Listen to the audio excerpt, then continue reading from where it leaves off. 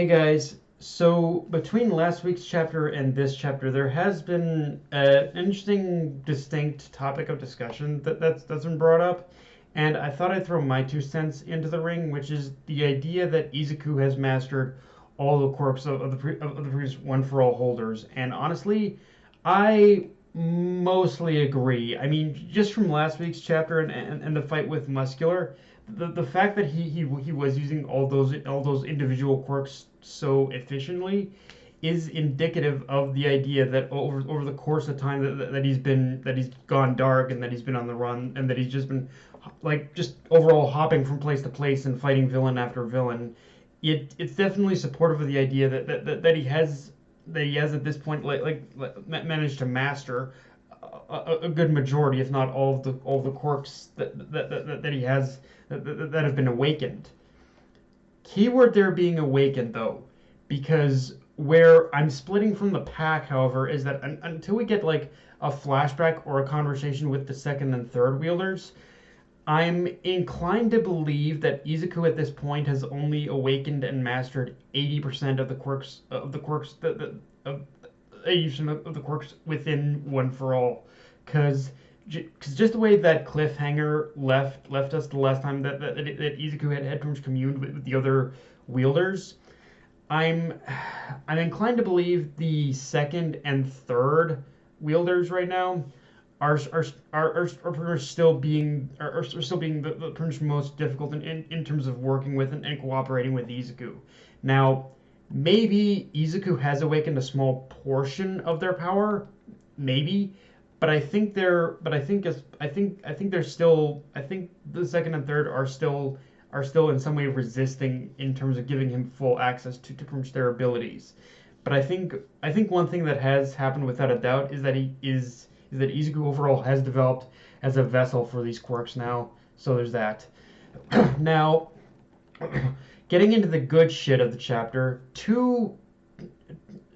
getting into the good shit of the chapter, we basically jump right into the reveal that Izuku is actually working with All Might, Hawks, Genius, and Endeavor as a sort of immediate response team to villain attacks, and are just at this point trying to draw out are doing everything they can in order to get the attention of All for One and Shigaraki themselves before jumping. And all that happened before jumping into a flashback of what happened before Izuku decided to go off the grid. And it's one of those, and the revelations we pretty much get in this chapter, specifically in that flashback, is one of those where it more or less confirms what we already suspected just from Izuku's letter, but the flashback in itself added so much more context as to the why, as to the why, particularly as to why Izuku decided to had what pretty much led why and what had led to Izuku's overall decision in order to just leave and take it upon himself to do this. And it pretty much shows that the war did have that the war had a big part to play in Izuku ultimately in Izuku's decision, because the war did have consequences, and even though many of the people we pretty much wanted to see survive made it out alive, the body count in itself after the war happened was still immeasurable, and the injuries even more so. Izuku realized, the moment the war ended, Izuku realized this and came to the ultimate conclusion that the only thing he could do to protect everyone anymore was to just go it alone with the help from just a small select group he has supporting him right now. And I feel, if nothing else, the one thing this chapter absolutely achieved is showing just how much Izuku has matured as not only a hero but just as a person, and learning just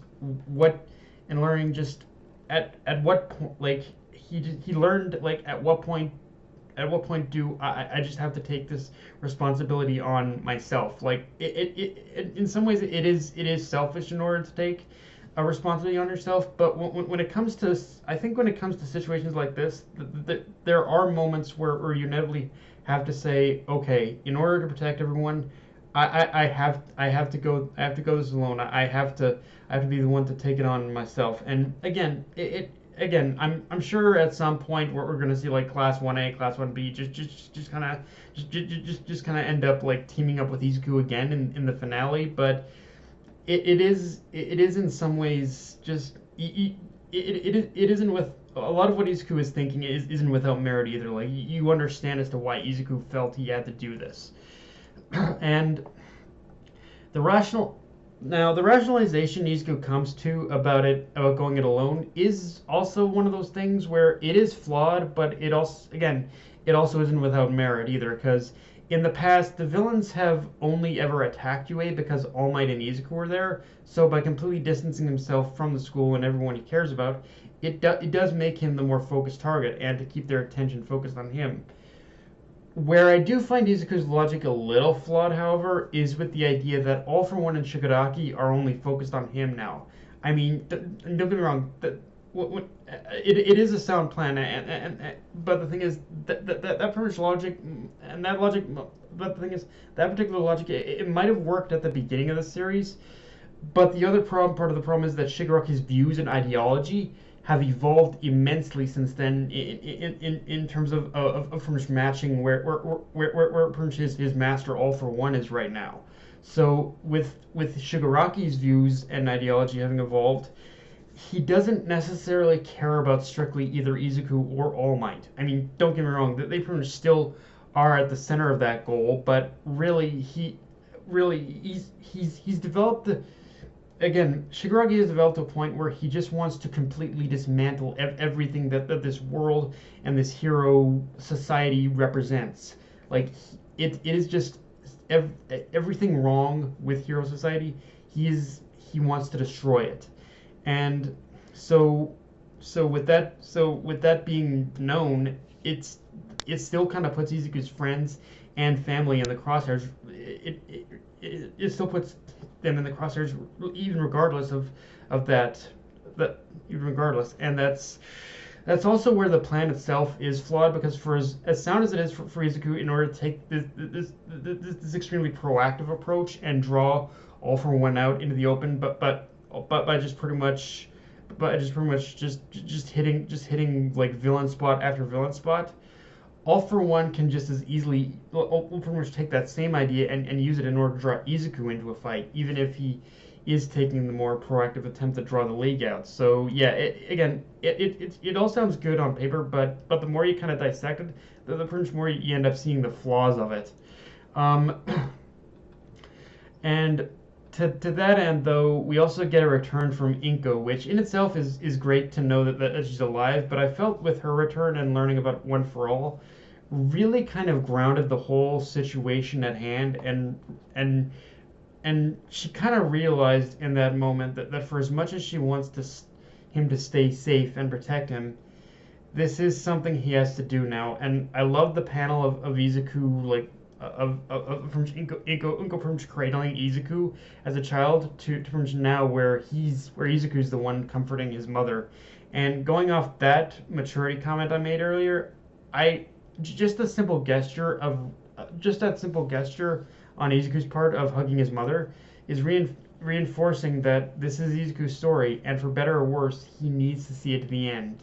And I also like how the whole interaction did serve as a nice little bit of character development for All Might as well, and his turning point, where it was his time in order to fulfill the promise he made to Inko. Although that does also kind of layer a lot of red flags, because right, I think that little moment also just puts him square back into the sights of death. Like I think ever since Izuku's communion with the other holders, I think it's practically put Izuku back in the chair of being dead. But yeah, so we'll see how that goes. With that being said, I do admit the scene and the one problem I do have with this chapter is the scene in the hospital with the doctor giving Izuku his physical examination does feel somewhat like it feels a little bit too much like a get out of jail free card for the story to continue on Izuku's part, but it still does make sense in context of One for All's awakening. So yeah, it's a little iffy for me, but I get how it works. On a side note to that, though, we learned the wrappings around Izuku's arms and I guess legs are compression support items to limit further damage to his body. And just from All Might's passing comment about them being ordered from America, it is a nice little way of indirectly canonizing the two heroes movie. Because as we know, just from that movie, the kind of hero tech we basically learned just from that movie of what kind of hero tech is being developed over there in America. So yeah, it was a cool scene for that too. But yeah, guys, that's pretty much all I've got for this review. If you enjoyed the video, like, comment, subscribe. Follow me on Twitter, Facebook, Twitter, Analyst, Crunchyroll, and don't forget to hit the bell. Death Knight of Anime, signing off. Later, guys.